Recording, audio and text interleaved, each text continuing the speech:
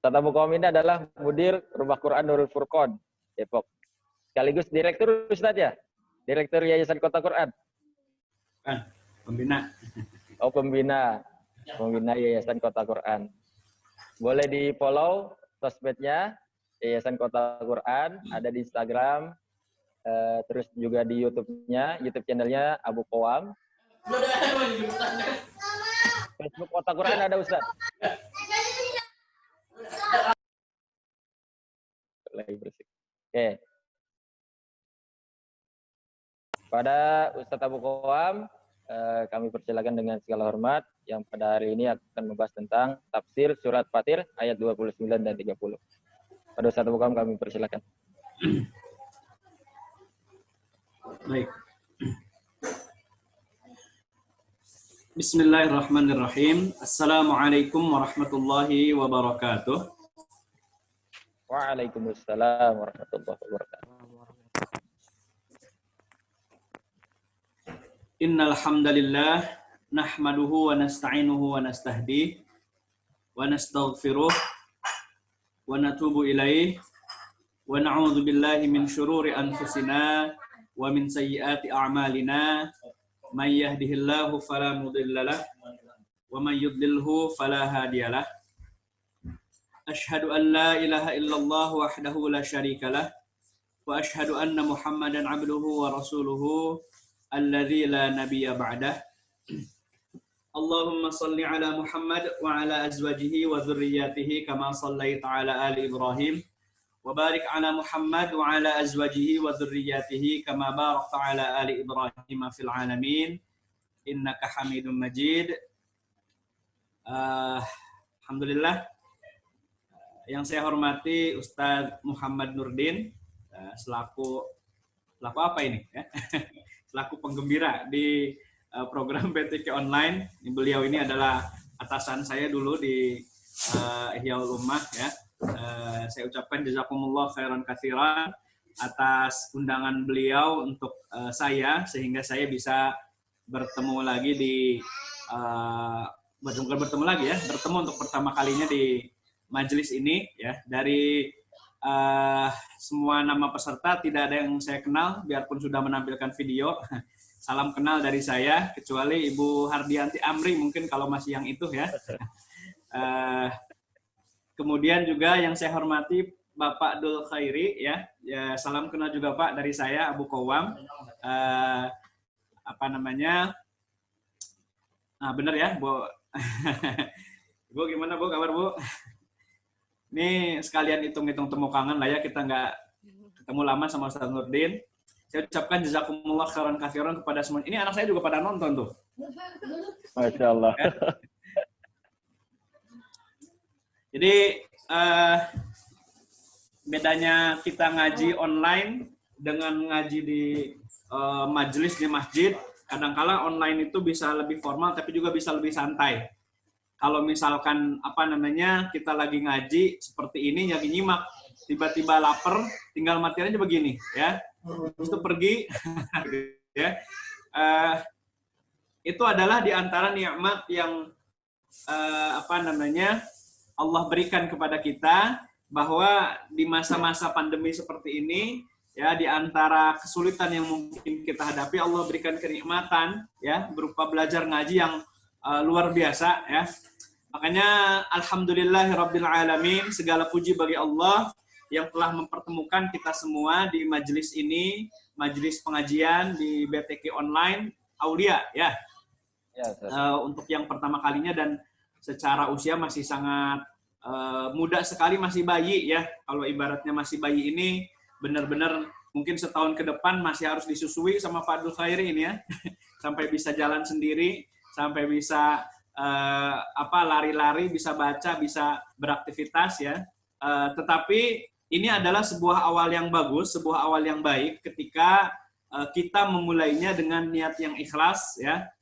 Sebelum kita bahas ke kajian di tafsir Fatir ya, karena BTQ ini adalah sebuah lembaga yang baru dirintis ya, untuk Ustadz Nurdin, Ustadz Fitri dan tim, kemudian juga Bapak yang menjadi inisiator ya, menjadi muassis pendiri dari BTQ Online ini, juga kepada ibu-ibu, bapak-bapak, kakak-kakak yang ikut bergabung menjadi santri di BTQ Online, gitu ya. Ketahuilah bahwa belajar ngaji dimanapun itu adalah sebuah kebaikan, adalah sebuah keberkahan. Tetapi ketika kita belajar ngaji di sebuah majelis, di sebuah lembaga yang lembaganya itu baru dirintis, baru dimulai, ya, seperti misalkan contoh di BTQ Online ini, ya, maka ada sebuah kelebihan, ada sebuah keunggulan yang mungkin saja tidak didapatkan di lembaga serupa yang mungkin dari segi nama sudah lebih dikenal, dari jumlah peserta jauh lebih banyak, dan seterusnya dan seterusnya. Wabil khusus nih buat murid-murid, ya, saya dengar tadi murid remaja berapa orang yang laki-laki? 2 orang? 2 Ustaz. 2 orang, Masya Allah. Ya. 1 tambah Padul 1, jadi 3. Ya. Ya, Iwan. Ini adalah buat para santri, ya, para murid. Ini adalah keunggulan, ini adalah keutamaan lembaga Quran yang masih kecil, yang masih baru merintis, ya. Kalau tujuan kita adalah mendapatkan ilmu, kalau tujuan kita adalah keren-kerenan, tentunya nggak begitu keren, ya. Di lembaga Quran ngaji cuma 2 orang, gitu ya. Satu lembaga 2 orang, dikit amat, gitu ya. Kalau yang kita cari adalah popularitas, tapi kan ngaji Quran bukan itu yang kita cari, ya. Kalau saya diberikan kesempatan untuk memilih guru, ya, saya memilih di sebuah kelas yang muridnya cuma saya berdua sama teman, dibanding saya belajar di sebuah halakoh yang muridnya ada 30 orang.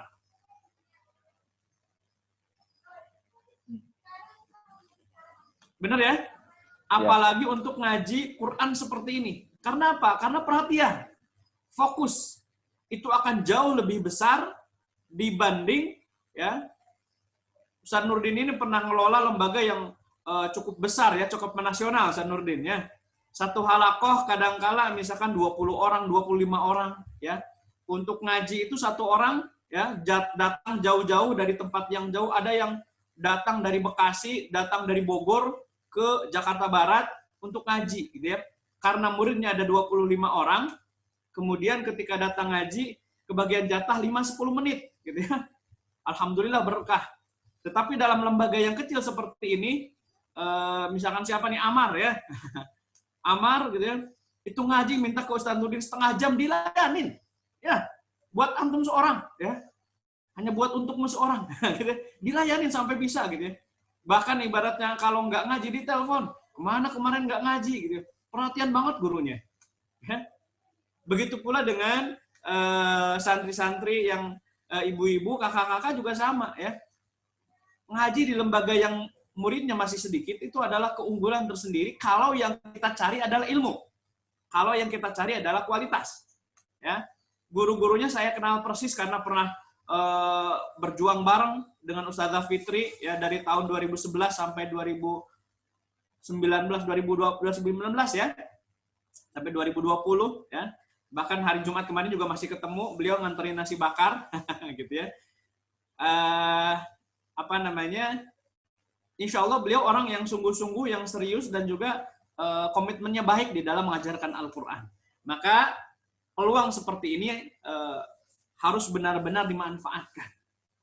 Kemudian juga kepada Pak Dul Khairi, ya, sebagai perintis ini, saya di Rumah Quran Nurul Furqan, ya, di Depok ini sama seperti BTQ Online, gitu ya, merintis tahun 2013, ya. Di tahun 2013, ya, di pinggiran kota Jakarta, di Depok, ya, kita merintis sebuah rumah Quran dengan murid yang waktu itu cuma 3 orang, ya. Murid yang cuma 3 orang. Terasa banget sepinya, gitu ya. Kalau ibaratnya berhalangan 1 tinggal 2, kalau berhalangan 2 tinggal 1. Kalau nggak ada yang datang, gurunya bengong sendiri, gitu ya.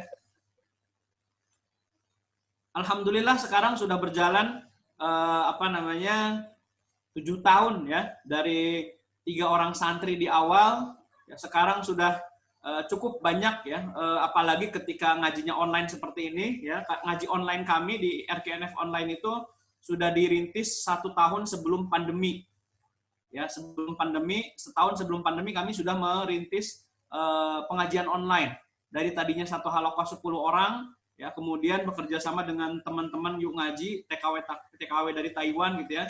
Jumlah santrinya sekarang lumayan banyak, bisa sampai ratusan orang ya, dari berbagai negara gitu ya.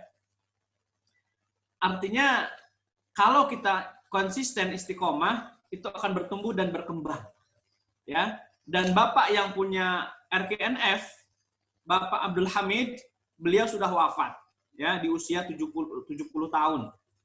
Tetapi meskipun beliau wafat, lembaganya itu terus berjalan. Kebaikannya terus mengalir ya. Saya termasuk orang yang tidak khawatir dengan beliau. Beliau itu di akhir hayatnya menjelang wafat, beliau itu ya telah menghafalkan kurang lebihnya sekitar 8 juz Al-Qur'an. Dari pertama kali bertemu dengan saya belum bisa ngaji sama sekali ya, baru ngajinya Iqra, ngaji 10 tahun sampai punya hafalan kurang lebih sekitar 8 juz Al-Qur'an. Dan ya, ketika wafat itu hari-hari terakhir yang beliau kumandangkan adalah lantunan ayat-ayat Al-Quran yang beliau hafal. Kebaikan itu selalu seperti itu. Jadi saya doakan nih kepada semua yang berada di BTQ online ini, dari mulai Pak Dul Khairi dan keluarga, kemudian Ustadz Nurdin dan Ustadzah Fitri, kemudian santri-santrinya, istiqomah lah. Tentunya tujuan kita bukan dunia, tujuan kita adalah akhirat ya. Tetapi fadilah-fadilah, keutamaan duniawi ya, dalam artian keberkahannya itu akan kita dapatkan, benar-benar Allah berikan langsung kepada kita asal kita ikhlas ya. Nah, itulah yang akan menjadi tema kita pada pagi hari ini berkenaan dengan surat Fatir ya, di ayat 29 dan seterusnya, berkenaan dengan orang-orang yang senantiasa belajar Al-Qur'an. Karena nih, ibu-ibu, saya mau memanggil bapak-bapak yang kelihatan cuma satu ya, ibu-ibu dan plus 1 bapak gitu ya. Ibu-ibu dan bapak dan kakak-kakak yang dimuliakan oleh Allah gitu ya. Ngaji ini kalau nggak ada tujuan yang jelas, kalau tujuannya tidak untuk akhirat, maka akan cepat lelah. Wabil khusus ini santri-santri yang baru bergabung, semuanya juga baru ya, baru sebulan 2 bulan ya. Yeah. Karena baru saja masih semangat ya. Kalau tujuannya hanya buat keren-kerenan, hanya buat iseng-iseng, maka energinya akan cepat habis, energinya akan cepat mati, akhirnya tidak bertahan lama. Padahal ngaji itu adalah pekerjaan seumur hidup. Ya. Makanya tugas saya pada pagi hari ini mengajak kita untuk menemukan energi itu, semangat itu, agar kita bisa istiqomah di dalam belajar dan mengajarkan Al-Quran. Saya pribadi ngajar ngaji, fokus ya ke ngajar ngaji itu dari tahun 2003. Kurang lebih sudah 17 tahun berarti sekarang ya. Hampir 18 tahun saya menjadi guru ngaji. Ketika pertama kali saya ngajar jadi guru ngaji tahun 2003, yang saya ajarkan ke murid ketika pertama kali bertemu adalah bagaimana cara membaca Al-Fatihah yang baik. Bagaimana membaca An-Nas, Al-Falaq, Al-Ikhlas. 17 tahun kemudian, ya, sore nanti saya ngajar lagi, dan yang saya ajarkan kepada murid yang baru bertemu pertama juga adalah bagaimana mengajarkan Al-Fatihah, An-Nas, Al-Falaq, Al-Ikhlas dengan baik. Kan begitu ya, Sanuddin? Ya. Kalau buat muridnya pertama kali dengar dari ustaznya, Masya Allah, ternyata Al-Fatihah saya banyak salahnya ya kalau udah dikasih tahu huruf ain, ain dan hamzahnya, ha dan ha. Tapi kan buat gurunya udah 17 tahun, Bu. Bosen, serius. Ya. Tiap datang ke semester, Fatihah lagi, Fatihah lagi, Fatihah lagi gitu ya. Giliran kita udah mau masuk juz 29, muridnya ngilang. Akhirnya datang yang baru, Fatihah lagi. Ya, benar nggak Sanudin? Ya, Zat. Kalau bukan karena keikhlasan, kalau yang kita kejar adalah pahala, capek ngajar kayak gitu. Ya, coba kayak sekali-kali ketemu pertama talaki surat Az-Zumar gitu ya, atau Al-Ankabut gitu ya. Kan nggak nyampe, saya hampir belum pernah ngajar murid tahsin talaki surat Az-Zumar ya. Mentok Al-Fatihah juz amma 29 28 ngilang. Al-Fatihah An-Naba ya, juz amma 29 28 agak maju dikit 27, milihnya Ar-Rahman. Setelah Ar-Rahman selesai dikasih surat misalkan apa Az-Zariyat, baru 1 ayat 2 ayat, aduh nyerah saya. Kalau tidak kita miliki niat yang ikhlas karena Allah, ngaji itu akan cepat lelahnya. Nah, makanya mari kita ya lihat bersama di surat Fatir ini. Ini saya kalau ngajar nggak biasa pakai PowerPoint, bikinnya lama, ya susah. Saya langsung saja coret-coret di sini, ya. Yang menjadi fokus pembahasan kita berkaitan dengan Al-Quran ini ada di sini, ada di ayat 29 dan ayat 30, ya. Ini yang dipesenin Ustadz Nurdin ke saya tentang ini, ya, mulai dari sini. Innalladzina sampai sini. A'udzu billahi minasy syaithanir rajim. Bismillahirrahmanirrahim. Innal ladzina yatluna kitaballahi wa aqamus salata wa anfaqu mimma razaqnahum sirran wa 'alaniyah وأنفقوا مما رزقناهم سرا وعلانية يرجون تجارة لن تبور ليوفيهم أجورهم ويزيدهم من فضله إنه غفور شكور. Nah, baik, ya. Karena judulnya tafsir, maka kajiannya ini bukan ceramah ya. Kalau ceramah kemarin Jumat saya habis khutbah Jumat karena temanya khutbah harus ngomongnya gelegar berapi-api. Nah, kalau pengajian tafsir harus lebih fokus ya. Nah, di sini ada terjemahannya tapi kita ingin fokus ke ayatnya ya. Bismillahirrahmanirrahim. Innalladzina, inna sesungguhnya alladzina orang-orang yang yatsluna tilawah ya. Jadi ayat ini ada beberapa poin. Pertama adalah kerja nyata yang harus dilakukan. Ini poin pertamanya. Kedua, tujuan dari kerja tersebut apa? Yang ketiga ya adalah hasil capaian dari kerja keras. Jadi bagian pertama itu menjelaskan tentang langkah konkretnya apa, ya. Apa yang harus saya lakukan berkaitan dengan Al-Quran. Karena temanya adalah Al-Quran, maka apa yang harus saya lakukan dengan Al-Quran? Langkah real apa yang harus saya lakukan? Kemudian bagian keduanya, setelah saya kerjakan tujuannya untuk apa? Ya, bagian kedua ini tentang tujuan. Karena ketika kita mengerjakan sesuatu, kalau tujuannya berbeda, mungkin hasilnya akan berbeda. Nah, yang ketiga ini tentang hasil. Hasil yang saya dapatkan ketika saya punya tujuan dan saya menjalani tahap-tahapnya, hasilnya apa? Ya. Ini adalah salah satu panduan Al-Quran tentang bagaimana ya menjadi seseorang yang sukses. Inna sesungguhnya alladzina orang-orang yang yatsluna membaca. Tala yatlu, biar enak kita ini dulu. Saya nulis di sini. Kita tutup dulu ya. Nah. Jadi tara yatlu tilawah.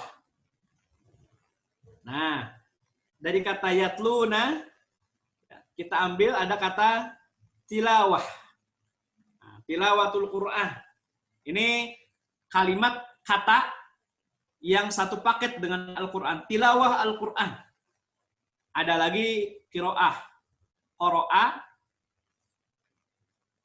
yaqra'u, qiraah. Nah, tilawah, qiraah. Qara'a, yaqra'u, qiraah. Tala yatlu, tilawah. Tilawah dan qiraah dalam bahasa Indonesia artinya sama, membaca. Meskipun secara makna tentunya ada poin perbedaannya antara qiraah dan tilawah. Yang paling mirip dengan kata membaca dalam bahasa Indonesia adalah qiraah. Ya. Tujuan asli membaca itu apa? Memahami. Ya, bacaan. Jadi ada sebuah buku, misalkan saya ambil sebuah buku gitu ya, anggap aja buku gitu ya. Saya ambil buku, kemudian saya baca, kemudian tujuan saya membaca qiraah itu adalah memahami apa yang ada di dalamnya. Ya, itu tujuan asli qiraah. Atau qiraah itu membaca itu seperti orang mendeklarasikan, kayak orang membaca puisi, ya, atau misalkan berpidato menggunakan teks. Saya punya teks pidato, ya, ada tulisannya di sini, kemudian saya baca. Bismillahirrahmanirrahim. Assalamualaikum warahmatullahi wabarakatuh. Saya membaca teks. Nah, itu qiraah. Qiraah itu sesuatu yang umum. Apa saja yang ingin kita baca, kita pahami, tujuannya adalah itu, memahami atau menyampaikan pemahaman. Itu qiraah. Ya, jadi kalau misalkan nyebut qiraatul Quran, berarti maknanya dua. Pertama adalah memahami, ya, apa yang ada di dalam Al-Quran, atau membaca teks seperti kita baca puisi, baca pidato, ya. Itu qiraah. Sementara tilawah secara bahasa artinya tilawah itu artinya mengikuti. Arti kata tilawah, ya, mengikuti, mengekor, ya.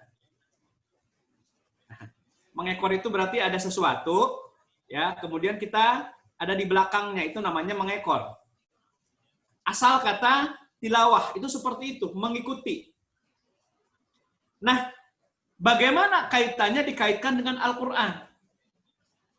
Al-Quran itu awalnya adalah sebuah huruf. Misalkan bismillah. Ada ba, kemudian sin, kemudian ada mim, ada alif, lam, alif, ha. Ya. Bismillahi. Nah, membaca dengan menggunakan istilah tilawah berarti, ya, maknanya itu, ya, pertama, saya membaca satu huruf, setelah satu huruf selesai, diikuti oleh huruf berikutnya. Habis itu diikuti. Nah, itu maksudnya tilawah, merangkai. Huruf dirangkai menjadi kata. Itulah tilawah. Ba, sin, mim, ditempel menjadi bismi. Itu merangkai. Tilawah seperti itu. Saya mau tilawah. Berarti maksudnya apa? Saya akan merangkai kata. Nah, salah satu makna yang dekat dengan bahasa Indonesia adalah merangkai. Jadi, disebut tilawah, itu adalah merangkai huruf menjadi sebuah kata. Plek. Oh, berarti saya, kalau ketika saya membaca bismi, berarti saya sedang tilawah. Kata dengan kata, saya rangkai menjadi kalimat bismi dengan Allahi. Bismillahi. Ini pun menjadi makna dari tilawah, merangkai. Huruf menjadi kata, kata dirangkai menjadi kalimat, itu namanya tilawah. Kemudian, Bismillahirrahmanirrahim. Kalimat menjadi kalimat yang sempurna, itu juga menjadi makna tilawah. Akhirnya dapatlah saya satu ayat. Ya. Sebentar, ini Depok hujan deras, saya tutup pintu dulu ya, biar kedengaran.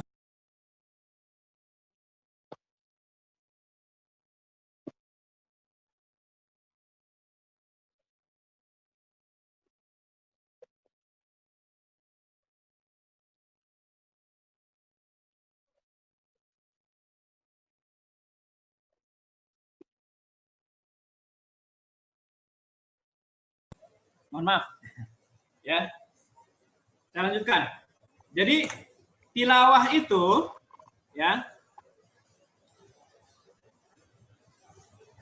pertama adalah merangkai huruf. Huruf tambah huruf jadi kata. Itulah tilawah. Saya mau tilawah. Berarti saya merangkai huruf, satu huruf, dua huruf, tiga huruf menjadi kata. Saya mau tilawah.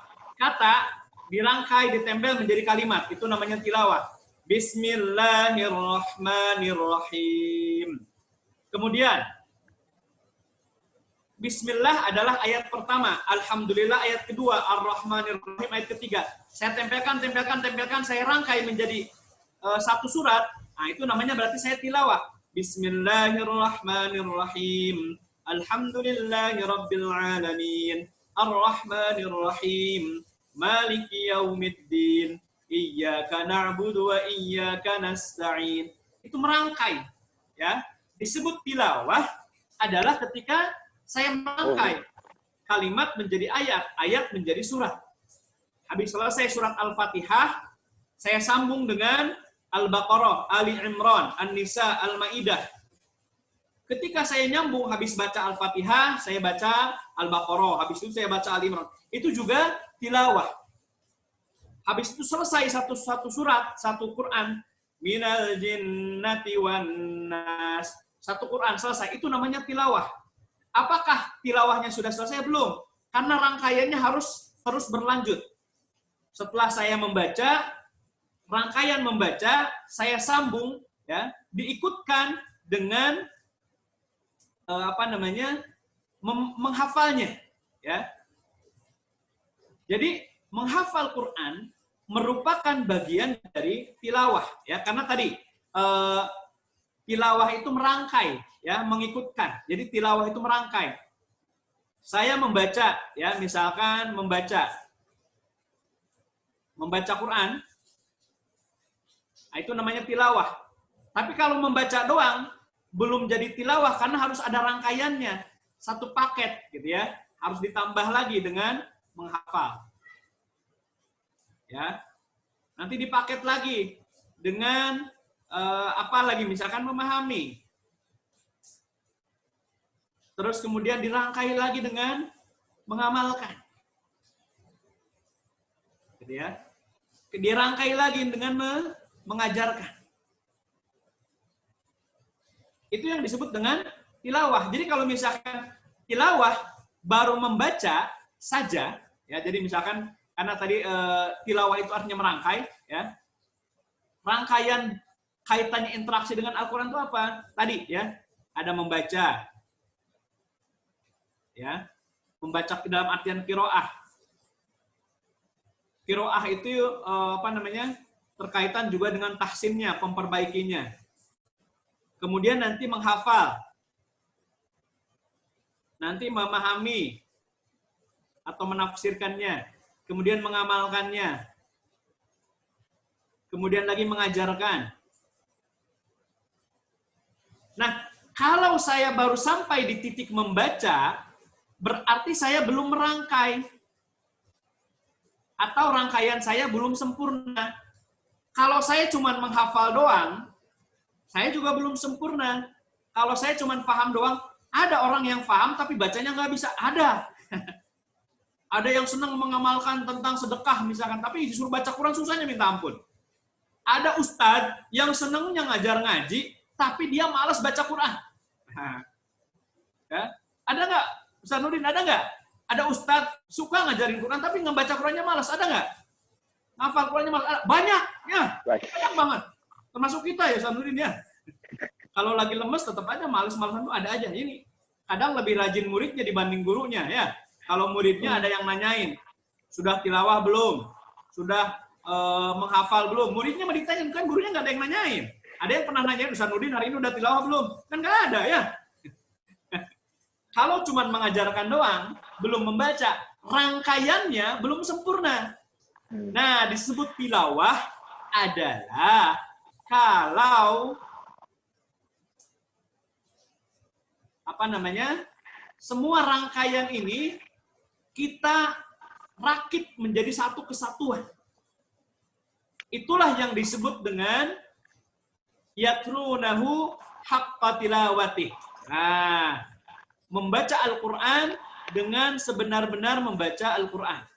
Ya. Ini sengaja saya panjangkan penjelasan tentang tilawah biar paham nanti. Karena ayatnya ini menjelaskan tentang innalladzina yatluna kitaballah. Sesungguhnya orang yang membaca, yang tilawah. Nah, gitu ya. Jadi besok-besok ketika nyebut tilawah, sudah tilawah atau belum? Misalkan contoh ibu-ibu nih, ibu-ibu. Kalau anak gadis sih bisa ya. Apalagi masih anak sekolah misalkan. Sehari ngaji 1 juz, 2 juz, 5 juz. Kalau ibunya belum tentu. Ya. Ibunya belum tentu. Ibunya baru baca 1 halaman, anaknya manggil. Ya. Selesai anaknya manggil, ayahnya yang manggil, misalkan, nah, gitu ya. Kira-kira ibu itu lebih memilih membaca Al-Quran atau memenuhi ya panggilan, misalkan ini suami ini contoh nih biar ini. Nah, membaca dan memenuhi panggilan suami.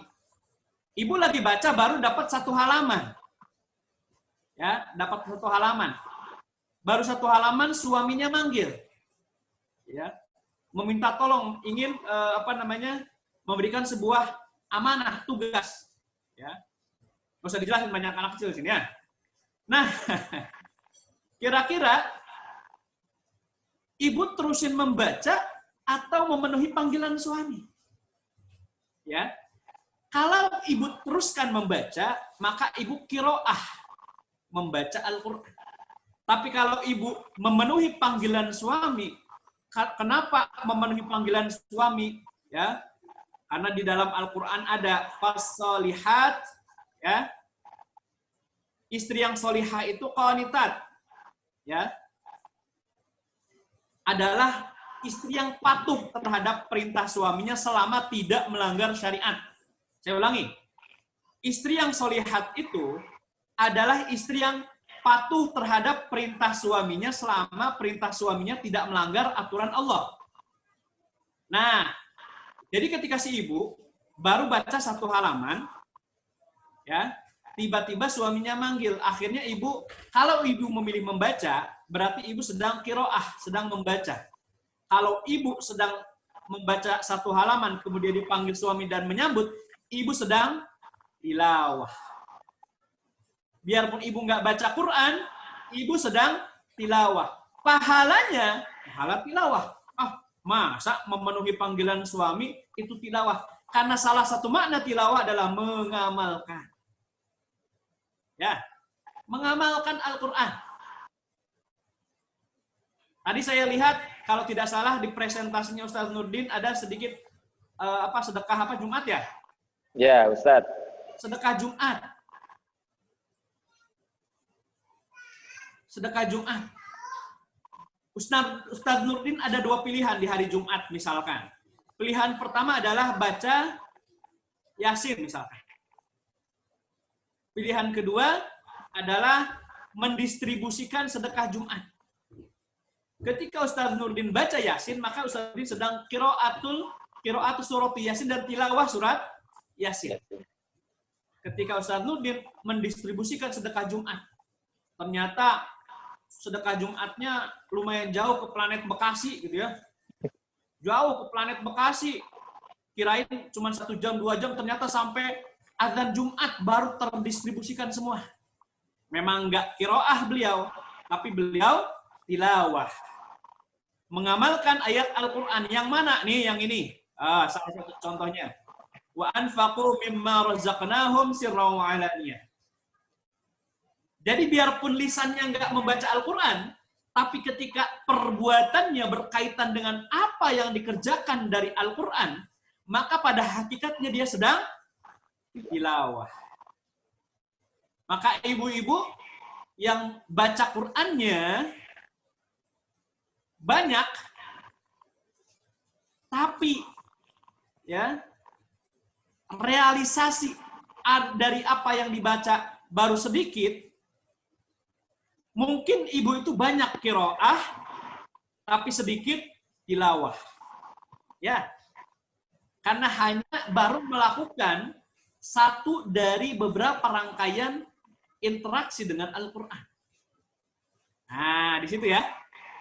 Sesungguhnya orang-orang yang yatluna, tilawah, membaca kitab Allah, Al-Quran. Sudah jelas ya makna tilawah ya? Sehingga nanti ibu-ibu ya, ketika nanti lagi ngaji Quran, ini karena dia ngantuk ya, ngantuk nih kayak ini, sambil ngopi nggak apa-apa, sok boleh. Sambil kedip-kedip begitu, kasihan banget. Lanjut ya, lanjut iklan. Jadi apa namanya? Tilawah itu merupakan satu rangkaian ya, amal ya, ketika kita menjalani hidup setiap hari dari bangun pagi sampai tidur lagi, kita melakukan aktivitas. Kalau niatnya hanya menjalani hidup, maka itulah pahala yang didapatkan. Tapi kalau kita bangun tidur, kita sholat subuh. Kenapa saya sholat subuh? Karena saya mengamalkan perintah Al-Quran, wa aqimus sholata wa atuz zakah. Berarti kita sedang tilawah. Habis itu menjalankan aktivitas pagi ya, mandi pagi, kemudian ngaji Quran, zikir pagi wirid ya. Kemudian silaturahmi, membantu orang tua, berkhidmah ke suami, ngurusin anak, bekerja ke kantor. Kalau kita niatkan sebagai mengamalkan Al-Quran, maka kita sedang tilawah. Maka seandainya satu hari tilawah baca Qur'annya, seandainya baca Quran cuma 1 halaman sekalipun, tapi jika sepanjang hari diniatkan sebagai mengamalkan Al-Quran sesuai pemahaman kita, maka sepanjang hari itu kita sedang tilawah Al-Quran. Perbuatannya akan sama saja, tapi kalau cara pandangnya berbeda, niatnya berbeda, ya. Bahkan misalkan siapa nih Kak Rahma sambil duduk bersender di pintu gitu ya, nggak baca Quran dari tadi cuma bengong aja liatin layar, ya. Nggak tahu lagi dengerin saya apalagi baca pesan WhatsApp gitu ya.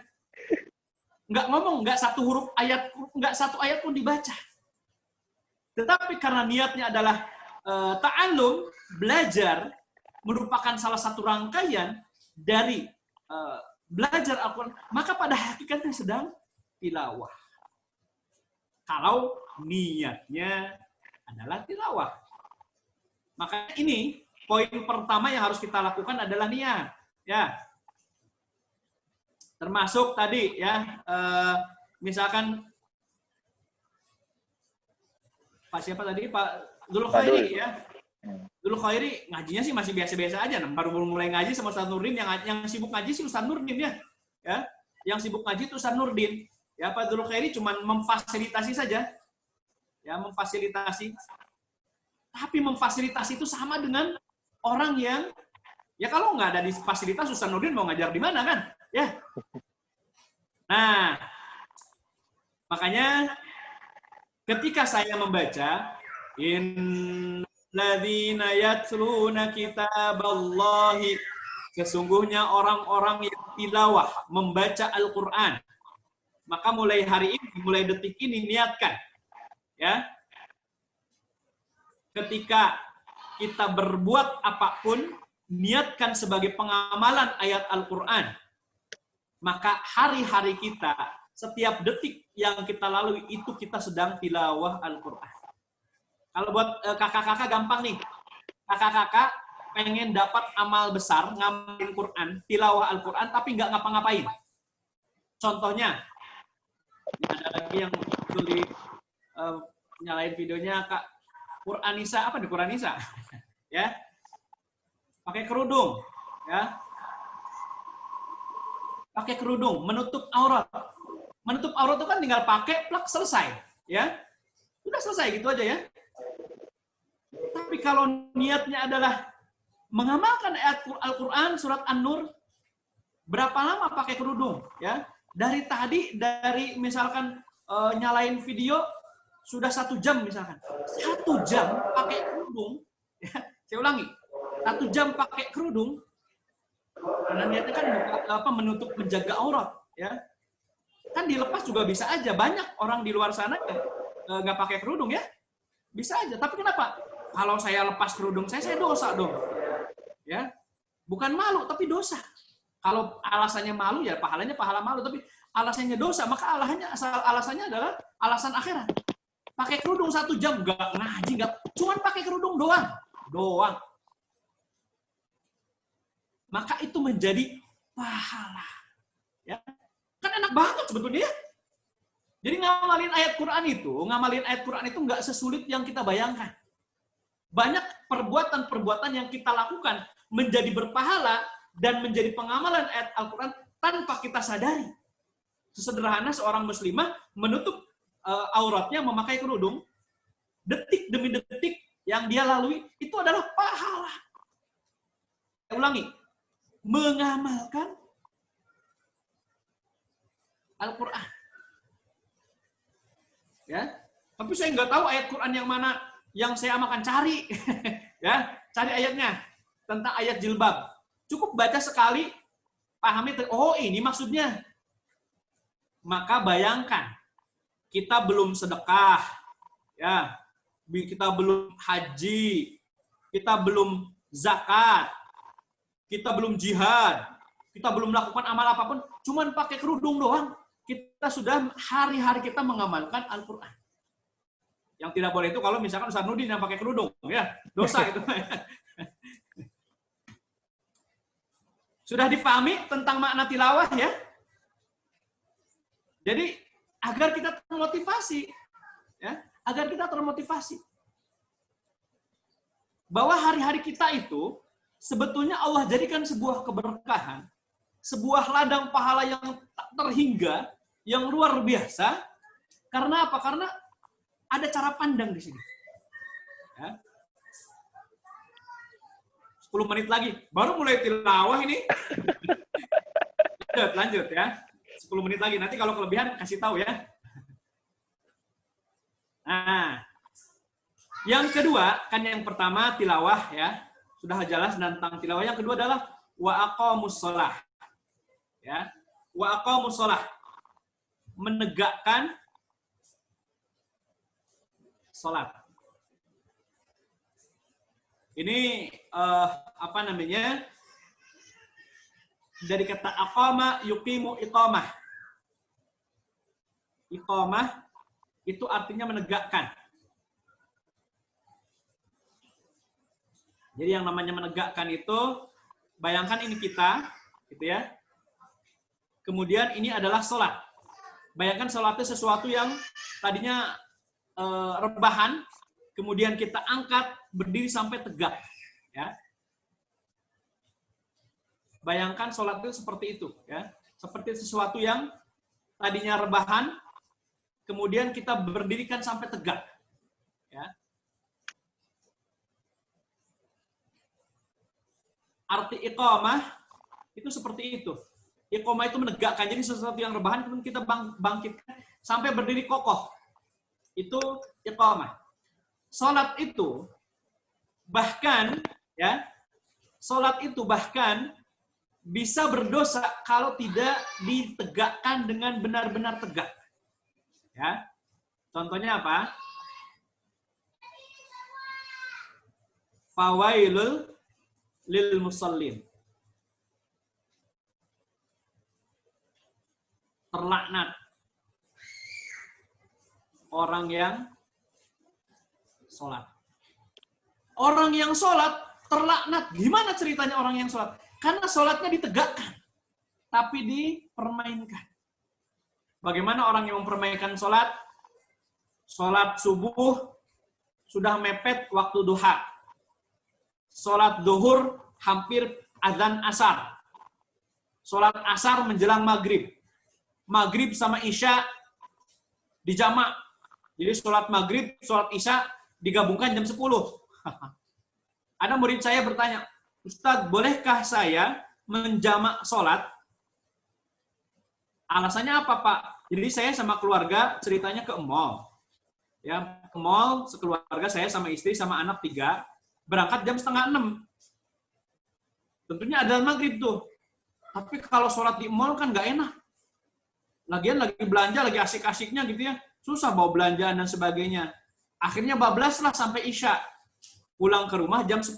Kan habis itu nonton dulu di bioskop. Pulang ke rumah jam 10.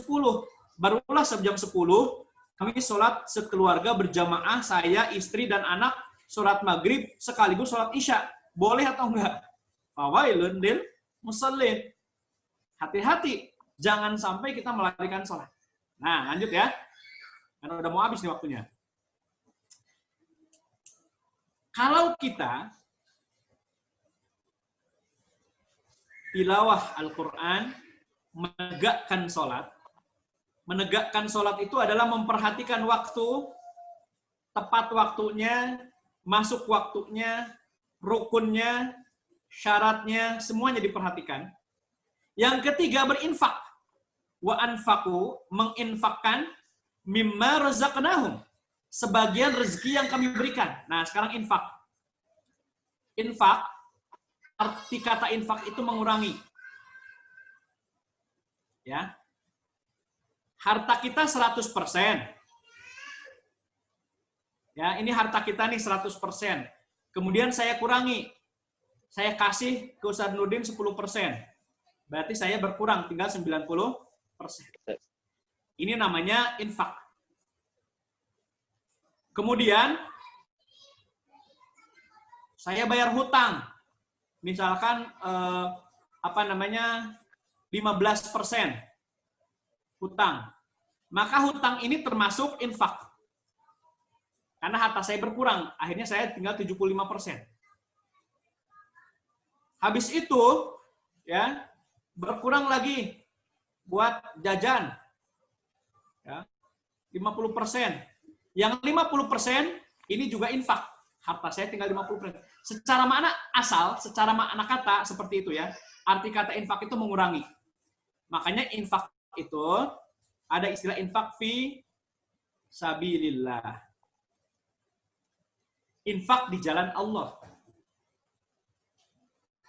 Misalkan anak muda gaji pertama dapat 4 juta. Langsung dibelikan HP terbaru, habis. HP-nya harganya 4,2 juta. Nah, 4,2 juta itu adalah infak. Mengurangi hartanya, tapi bukan fi sabilillah. Nah, kalau kita berinfak, sirron, sir itu artinya rahasia. Sembunyi-sembunyi. Misalkan suka mengistilahkan infak atas nama hamba Allah. Ya. Alaniyah itu terang-terangan. Dari kata alaniyah itu jadi bahasa Indonesia, ya. Ini dari kata alaniyah, iklan. Ya. Iklan itu dari bahasa Arab i'lan, alaniyah, iklan. Jadi berinfak ini kadangkala kita perlu sembunyi-sembunyi, kadangkala perlu diiklankan. Saya ulangi. Tidak semua infak itu harus sembunyi-sembunyi. Kadangkala ya, kita berinfak itu sekali-kali ya, perlu diiklankan. Oh, nanti ria. Beda ya. Dari mana kita tahu Abu Bakar dermawan? Karena orang tahu ya, beliau menyatakan seluruh harta saya sedekahkan. Kan kalau ibaratnya semua infak itu harus sembunyi-sembunyi, nggak bakalan ada yang tahu Abu Bakar itu ahlu sedekah. Kita tahu Abu Bakar ahlu sedekah karena beliau menyampaikan bahwa saya sedekah. Sedekah yang saya sampaikan, saya berikan bahkan 100%. Dengan kita berinfak terang-terangan, bisa jadi menginspirasi banyak orang. Misalkan Ustadz Nurdin yang ngumumin, bulan ini saya santunan anak yatim, 100 anak yatim. Dikasih satu orang masing-masing 100.000. Wah, saya panas. Waduh, Ustadz Nurdin sedekah nih. Bulan depan saya umumin, saya juga akan menyantuni anak yatim 100 orang. Masing-masing 101.000. Wah, lebih banyak dari Ustadz Nurdin ya. Ustadz Nurdin satu orang 100.000, saya 101.000. Mengiklankan kebaikan di dunia yang penuh fitnah sekarang, kadangkala perlu.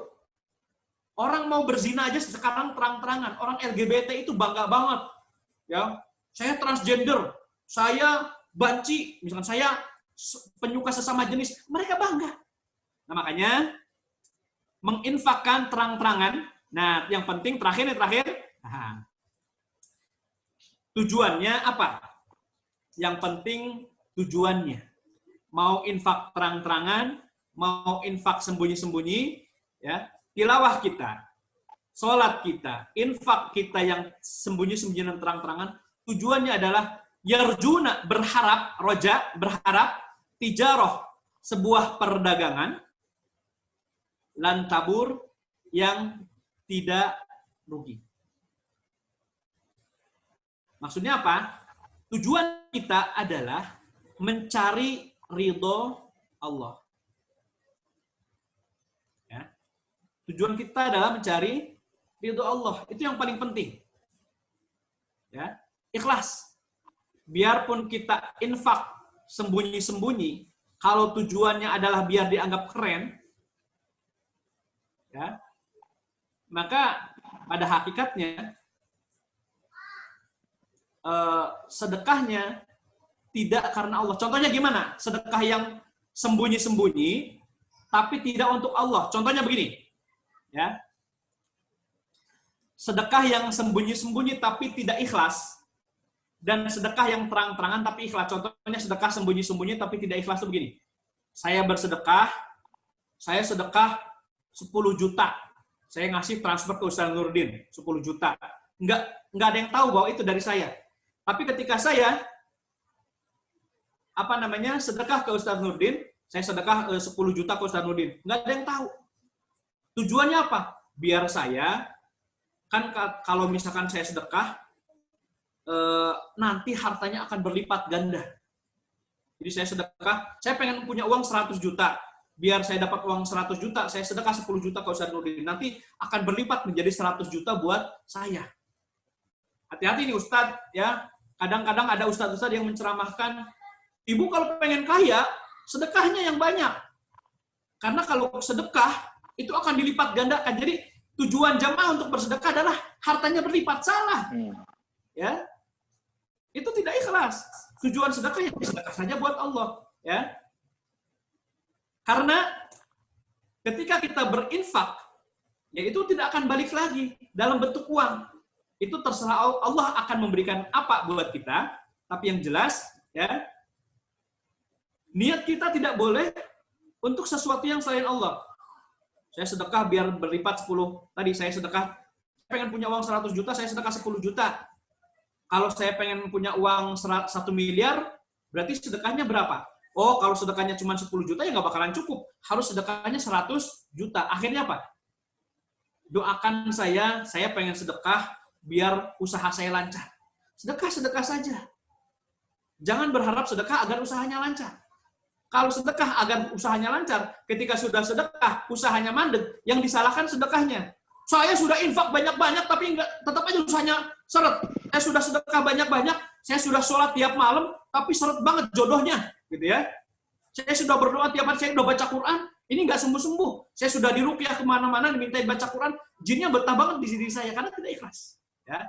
Tujuannya adalah yarjuna tijaratan lan tabur. Maka, kalau kita ikhlas karena Allah, ibu-ibu, bapak-bapak, kakak-kakak ngaji di sini, niatnya apa di BTQ online? Biar ketemu Ustaz Nurdin, kangen banget, enak ketemu Ustaz Nurdin. Jangan ya, ikhlas aja karena Allah. Nanti kalau kita ikhlas yarjuna tijaratan dan tabur, ikhlas hanya mengharap ridho Allah, balasan dari Allah ada dua. Pertama, liwafiyahum, wafat, ya, atau wafat. Wafat itu artinya penuh, tuntas. Jadi nanti kalau kita baca Quran, sholat, dan infak itu ikhlas karena Allah, maka yang pertama Allah wafatkan kita. Maksudnya penuhkan pahala kita. Allah balas dengan surga. Dan yang kedua, wa yazidahu min fadlih. Allah kasih bonus. Bonusnya apa? Terserah Allah. Nah, inilah yang bonus-bonus duniawi inilah yang menjadi penghibur buat kita. Ngaji Quran, sholat, infak, pahala yang pertama tentunya adalah surga. Balasannya surga, tidak ada yang lain. Sisanya adalah bonus. Misalkan, si A sholatnya bagus, tilawahnya bagus, sedekahnya bagus. Allah balas dengan, dan ikhlas ya, Allah balas dengan surga. Di dunia Allah kasih fadilah, bonusnya apa? Misalkan harta yang melimpah. Tapi si B ikhlas karena Allah. Dia sholat, tilawah, sedekah. Enggak Allah kasih harta. Ya, dibalas dengan surga, tapi duniawinya misalkan badan yang sehat, keluarga yang menyayangi. Si C, dia sholat, tilawah, sedekah, ikhlas karena Allah, dibalas dengan surga. Balasan bonus duniawinya apa? Tidak diberikan kekayaan, juga tidak diberikan keluarga, misalkan. Tetapi dia mati muda, mati muda langsung masuk surga, kan enak, ya? Ada yang mau? Mati muda masuk surga langsung. Jadi balasan itu tergantung Allah. Kalau ada seseorang, dia rajin sedekah, hartanya berlimpah, berarti bonus buat dia. Kok saya sedekah habis-habisan, nggak kaya-kaya, mungkin balasannya adalah kita disayang oleh orang-orang di sekeliling kita. Mungkin kita diberikan kesehatan. Mungkin kita diberikan air mata yang mudah mengalir, ingat pada dosa, sehingga kita sehari-hari banyak bertaubat. Selesai. Itu yang bisa saya sampaikan. Jadi, poinnya adalah bahwa di dalam membaca Al-Quran, di dalam menghafal Quran, ikhlaskan niat karena Allah, dan jangan berhenti hanya membaca, tapi jadikan hari-hari kita lebih bernilai. Dengan pengajian seperti ini adalah mengamalkan Quran, Ibu menutup aurat adalah mengamalkan Al-Quran, Ustaz Nurdin mengajarkan Al-Quran adalah mengamalkan Al-Quran, ya.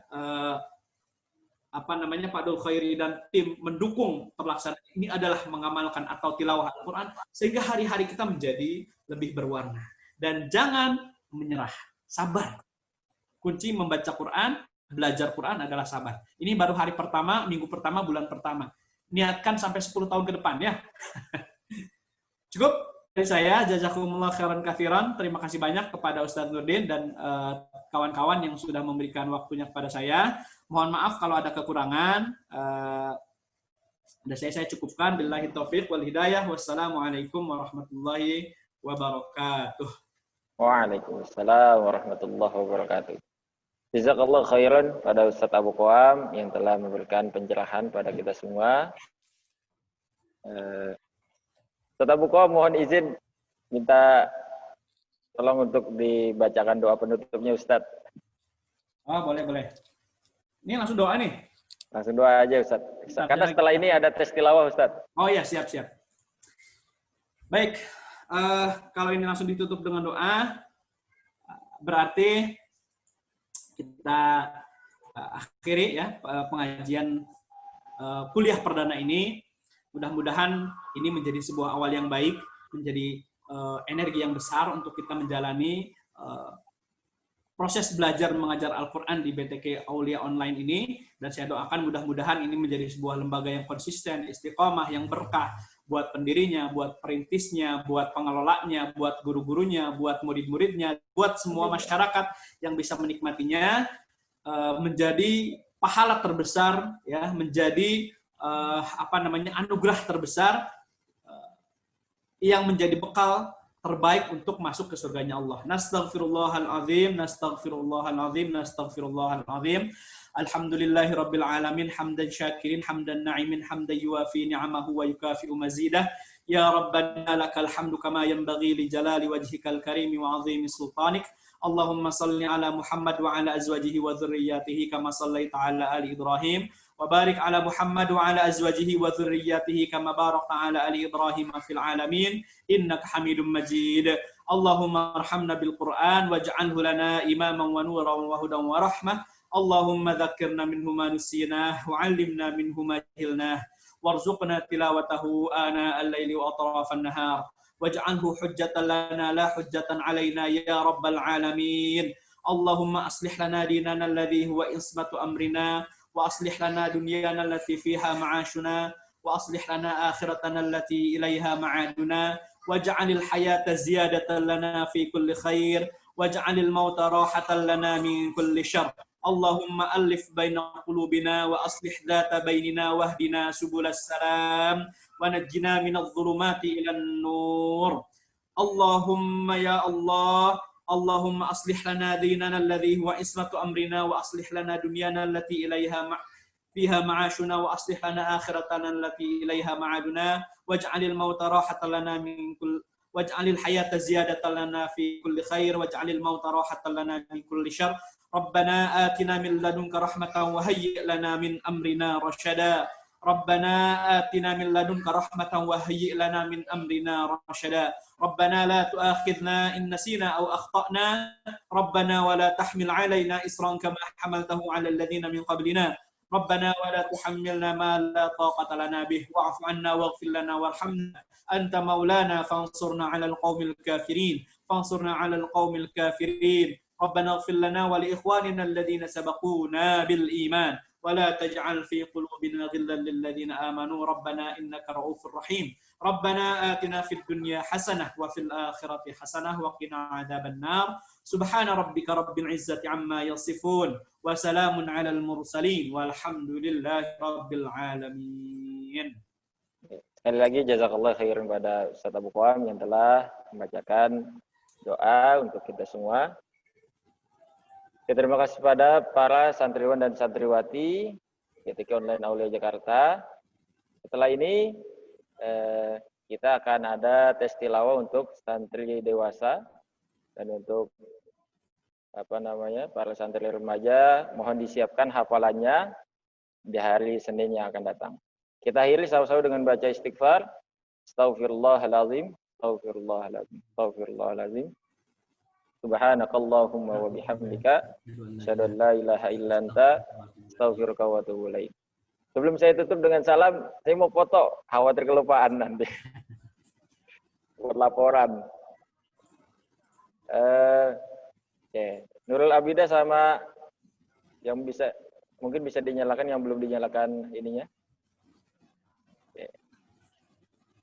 Ini saya pakai 2 HP nih.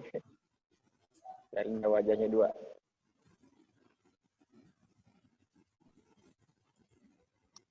Oke, silakan. Oke. Sebentar, tahan. 1, 2, 3.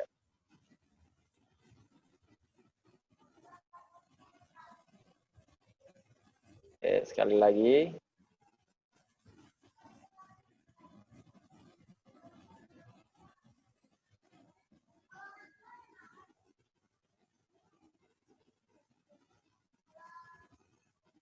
Oke, sekian dari saya. Sekali lagi terima kasih pada semuanya dan juga Ustaz Abu Qawam. Saya akhiri. Wassalamualaikum warahmatullahi wabarakatuh. Waalaikumsalam warahmatullahi wabarakatuh.